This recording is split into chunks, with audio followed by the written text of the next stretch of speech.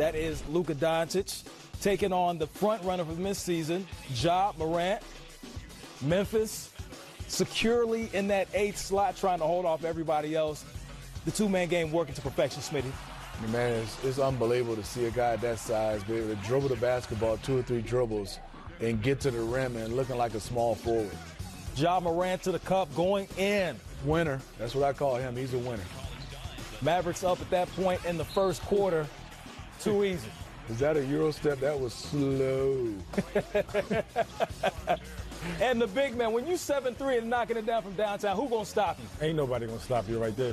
Big man usually got to beat the basket, so he's stretching defenses and letting Luka pick them apart. Scary moment right here, one of the hottest players in the NBA. Seth Curry goes down with an ankle injury. He would not return to the game. We'll keep you updated as we get the information later on. Back to basketball. You got to cut, you got to move it out the ball, Smitty. Yeah, and I like that Porzingis is starting to look better. You know, he had the injuries, but he's looking good, stopping on a dime, driving it. He looks like he's healthy now, and he's trusting whatever he's been putting in as far as getting himself back. It looks like he's getting close. Stat sheet says he's getting close. 26 and 11 in the game. Luka the Don, step back, take that, rewind it back. You know he's behind the three-point line and stepping back further. That's a tough shot. Ooh. No, he didn't. Got him. Got him. 21-6-4 for Luka the Don as the Mavericks get the victory. Taking a look at the updated Western Conference standings. You see the Grizzlies sitting at 8th right there. The Mavericks in front at 7. The Trailblazers a little bit behind in the 9 slots. So looking at the Dallas Mavericks right now, they're sitting securely in the 7th spot. Earlier in the season, Luka had them as high as 3. They've obviously slipped back, had a combination of injuries and players go out. Is this one of those teams that if you're looking at, if you're in the top bracket, that you don't want to play? You know, if you're one of those top 2 seeds, you feel like you can go through anybody. Hold on. Let me rephrase that question, because we obviously know that the Lakers and the Clippers are in the class of their own. But the way it's set up right now, Dallas is in the 7th spot. So they would probably play the Denver Nuggets. So let's just say everybody below the Los Angeles teams. Are they worried if they see Dallas? I think the Los Angeles teams are worried, not that they will lose, Dante. There's sometimes your road to a championship.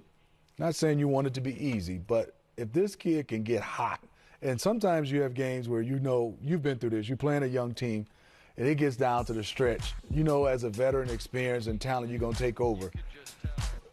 If that game is close in the 4th quarter and you're only up 4 or 5, you say elite team, and you have Doncic and Porzingis, it's scary because you got to play pick and roll no matter how good you are. A 7'3" guy, what are you going to switch? A 6'4" guy only? Right. And then you're going to switch out a 7-footer out on Doncic?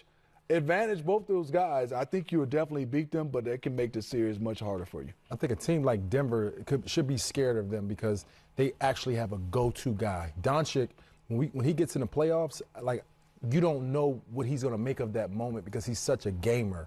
Like, he has a lot in his game, he has a lot in his package. Porzingis is coming on right now, and they can shoot the ball at a high clip. I think they're the top offensively efficient team in the game right now. So that team is super scary for teams that don't have a go-to guy who can't take over the game.